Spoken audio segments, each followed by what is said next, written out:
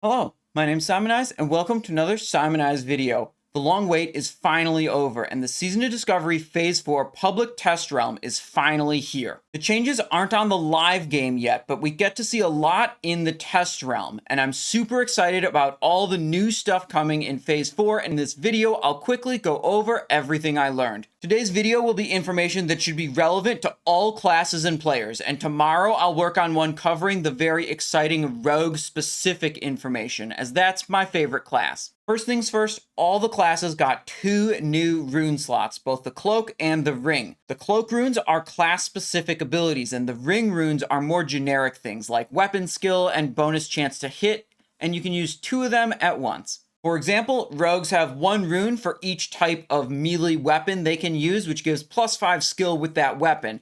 And they also have a ring rune that gives +6% chance to hit with nature spells, which applies to their poisons. Mages have weapon skill runes also for some reason, and then have 1 rune for each of their spell schools. +6% chance to hit with fire, another for +6% chance to hit with arcane, and another ring rune for +6% chance to hit with frost spells. Every class with a tank specialization also gets a +25 defense skill ring rune option. All these ring runes should make it much easier to reach important stat caps like weapon skill and chance to hit instead of being locked into getting chance to hit or weapon skill all the time on your items. Another interesting change that was announced is that the world bosses Kha'Zix and Azargos would be coming in Phase 4 and that they would be fought in an instance rather than in the world. There weren't too many details about this, but I assume this means the days of camping the bosses for 24 hours straight to jump on them as soon as they spawn are over. And because of that, many more players will be able to engage in the content. I think that's absolutely great, since I know what it took to fight over those world bosses with the old system. It was a tremendous amount of effort in time and organization, and simply locked like 99.5% of the player base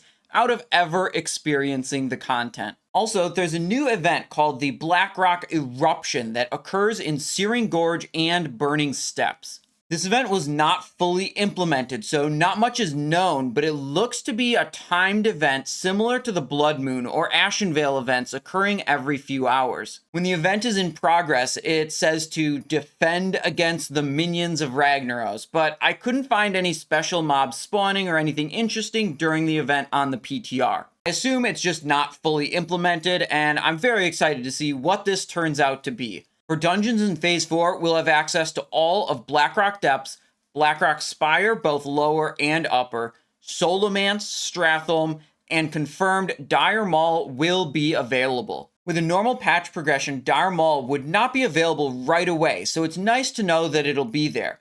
An important thing with Dire Maul is it offers access to powerful head and leg enchants, which are alternatives to the ones available in Burning Steppes from the expensive Librum of Veracity. Many casters will prefer the Librum of Focus for +8 spell damage and healing, and some physical DPS may prefer the +1% attack speed Librum of Rapidity. On the PTR, you could create template level 60 characters with gear and runes all ready to go, and all the template characters created on the PTR had access to their tier 0.5 dungeon sets. Dark Mantle for rogues, Heroism for warriors, Sorcerer for mages, etc. And also, the NPC to start the quest chain to upgrade from tier 0 to tier 0.5 is present and offers the first quest in the chain. That pretty much confirms that we'll be able to get these sets right away at level 60. It also looks like all the tier 0.5 dungeon sets were buffed. I know with the old stats, many classes didn't bother to get them in Vanilla Classic, but perhaps with the new stats, more people will be interested in doing this quest chain in Season of Discovery. A really exciting thing is that classes with multiple roles have multiple sets. Warriors, for example, have 2 different versions of tier 0.5. One with DPS-oriented stats, and another with tanking-oriented stats. Shamans even have 4 different versions to choose from. One for healing, one for tanking, one for elemental DPS, and another for enhancement DPS.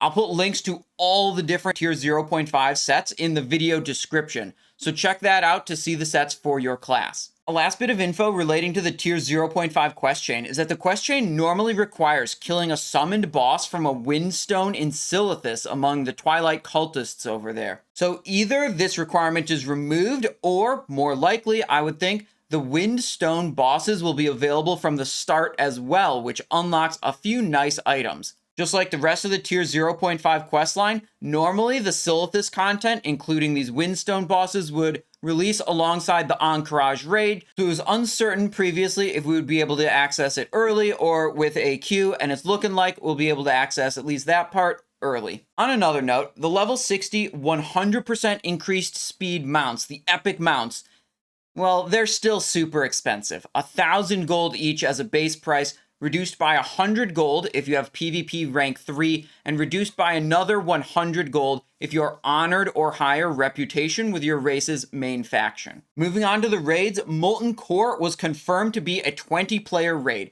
have revamped loot, redesigned tier sets, and Blizzard also said they will have a variable difficulty mechanic. That sounds like hard modes in Molten Core. With the potential introduction of hard modes to Season of Discovery, I really hope Blizzard does not give rewards that boost character power only accessible by clearing the more difficult and exclusive versions of those bosses. I think that would leave many players feeling left out. But we don't know what the rewards are. We don't know a whole lot about this. We'll have to wait and see more details about this variable difficulty mechanic mentioned in their Phase 4 announcement post. Molten Core's revamped tier sets include different sets for different roles, the same way some classes had multiple versions of Tier 0.5 for their different specializations. Just like for the Tier 0.5 sets, I've put links in the video description to the Tier 1 raid sets for each class and specialization. Onyxia was also confirmed. Similar to Molten Core, pretty much everyone expected this to be one of the available raids. What is interesting is that there may be a change to the Drakefire Amulet. This is the reward after a lengthy quest chain that allows you to enter the Onyxia's Lair raid. There's a new chipped Drakefire Amulet in the game files, which is noted as being bind to account. This suggests to me that you may only need to do the long attunement quest chain on a single character, and your ults will be able to waltz in with the new chipped Drakefire Amulet. The Nightmare incursions will also be seeing a change. Instead of being endlessly spammable like they are now, they'll be once per day daily quests. These have been the subject of much debate, and I think were overall viewed as a negative addition to the game in Phase 3. With them changing to only being daily, players won't be compelled to repetitively farm them for the super lucrative gold and experience all the time. This is a good change, in my opinion. I'm a bit disappointed to see it, but Blizzard also said the Blood Moon will be back with a level 60 version, new currency, and new rewards for level 60. Personally, I've just had enough of Blood Moon, with it being the PvP event for 2 phases in a row, and was hoping we'd see something new, but it's not looking like that right now. To end on a positive note, Blizzard promised both new and revamped crafting recipes. These recipes, they said, would come from a few different factions: Timbermaw Hold, Argent Dawn, Hydraxian Waterlords, and the Thorium Brotherhood. On the PTR, I wasn't able to see any of these new recipes yet, but I'm excited to find out what they may be.